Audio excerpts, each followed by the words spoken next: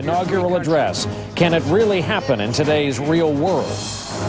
Dry spell, the winter of rain and heavy snow in the west. You'd think it would solve the drought problem. Tonight, why it might not. Stem cell gold rush. Here in California, they're spending money the federal government won't, and hopes are high. But are expectations for quick cures realistic?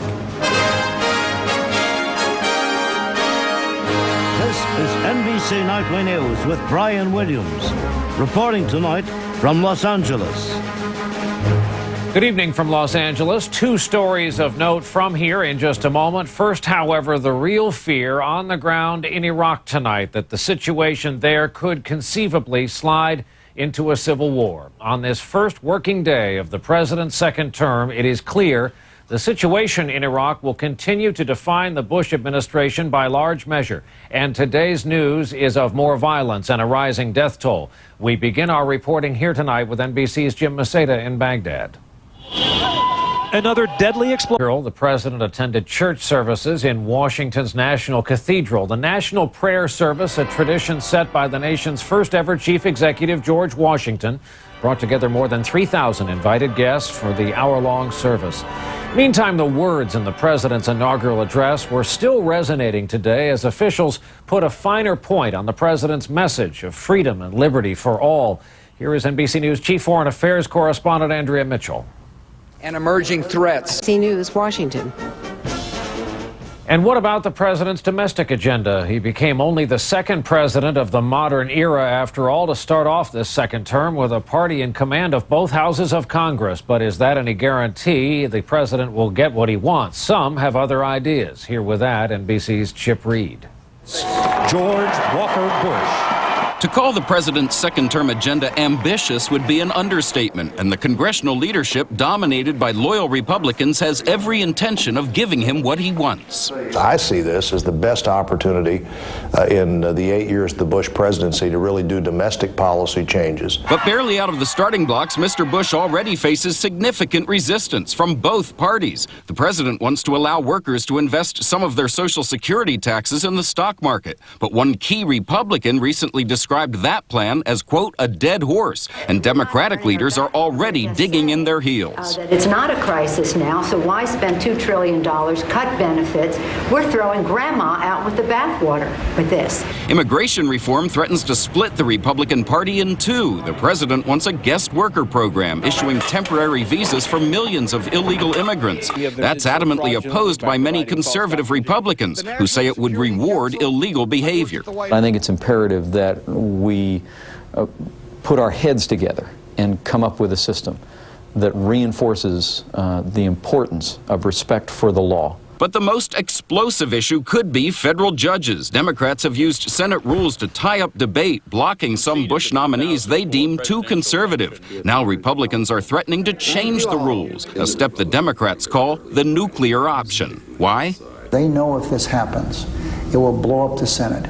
It will stop the Senate from being able to get things done the president says he wants done. Hanging over all of the president's plans is the war in Iraq, because members of both parties say if the elections later this month do not lead to greater stability there, Iraq could become a significant distraction from the president's domestic agenda. Chip Reed, NBC News, the Capitol. For 15 years now, brought us all mesmerizing images from outer space. But tonight there is word its life may soon be over. A senior administration official confirms an internet report today that the new NASA budget will not contain funding for a repair mission that is essential if Hubble is to continue. Fixing Hubble would be hugely expensive, costing perhaps $1 billion. And NASA says sending a manned mission to do the job would simply be too dangerous. There is a powerful winter storm moving the nation's midsection. It's expected to bring the first major snowfall of this season to the eastern seaboard. Things are already a mess in the northern Great Lakes region. It's getting anywhere from several inches of snow to a foot of it tonight. The East Coast will get much of the same or more beginning tomorrow, with areas around New York City expecting up to 15 inches of snow. Here in California, the weather has gone back to normal, thankfully. Sunny and mild day after a few weeks of brutal winter weather that dumped record rain and snow on much of the west. But amid all the problems that cause, there is a silver lining here. All the precipitation may help ease the years-long drought for at least some parts of the American West. Here is NBC's Michael Oku. Michael Oku, NBC News, Los Angeles. Still ahead when we continue tonight, the Asian tsunami tragedy had a lot of Americans asking, could it happen here? We'll take you to a place where it did happen, right here in California, 40 years ago. And up next, NBC News In Depth, our listening post. How did the president's speech go over overseas? NBC News In Depth tonight. Those bold statements about freedom and liberty by the president weren't just seen by a U.S. audience. The whole world was watching, and how his speech was received seems to depend on how the U.S. is viewed right now. NBC's Mark Potter has our listening post report tonight with reaction from around the world. You either fully agree with him or he'll blow you up. Most of the reaction... London.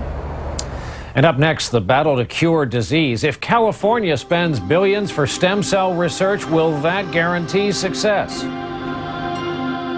The chairman of the Federal Communications Commission, Michael Powell, announced today he is stepping down. He presided over the agency during a period of deregulation as telephone, TV, and high-speed internet services all converged.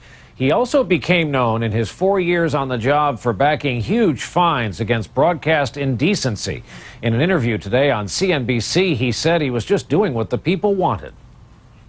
The indecency statutes are the will of the American public. Will leave the top job at the FCC in 2 months. Last November, voters here in California approved one of the largest scientific endeavors in all of history. They decided to fund stem cell research. It was known as Proposition 71. The hope was it would lead to treatments, maybe even cures for some of life's worst diseases.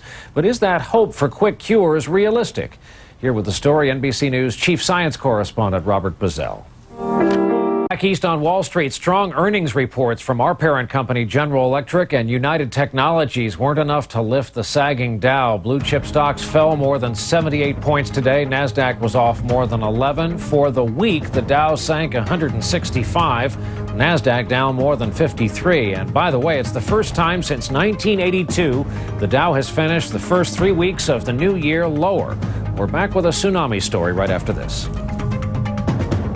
NBC Nightly News with Brian Williams. Brought to you in part by Aflac. Ask about it at work. You think you know your kids. There is a mystery here in California tonight. Where is the oil coming from? More than 1,100 birds have been brought to a wildlife care center in San Pedro, south of L.A., to be thoroughly cleaned after they were found coated with oil. But there's no oil slick to be found in the area. Officials think the culprit could be runoff from recent heavy rains and mudslides here. If you set out from here in Los Angeles and drive 700 miles north, you'll come to Crescent City, California, where you'll find small signs that say high water mark. They date back 40 years to a day when that town was hit by a tsunami. And with so many wondering these days about those destructive waves, there are Californians who live to tell about it. Here is NBC's George Lewis. That is Nightly News for this Friday, January 21st, 2005. Don't forget Dateline tonight at 8, 7 Central. I'm Brian Williams reporting tonight from Los Angeles. I'll look for you back in New York on Monday night. Then our broadcast moves to Baghdad later next week for coverage of the Iraqi elections. Good night. Have a good weekend.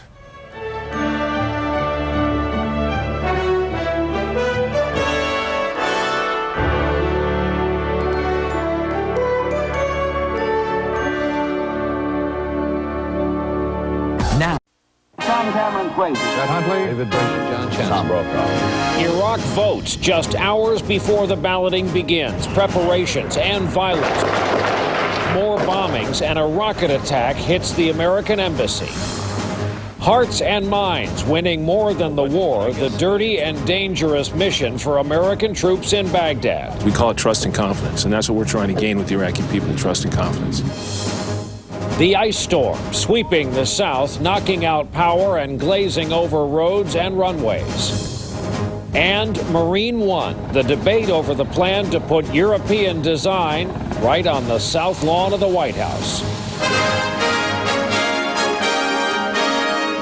This is NBC Nightly News with Brian Williams. Reporting tonight from Baghdad. And good evening from Baghdad. As the dawn of voting day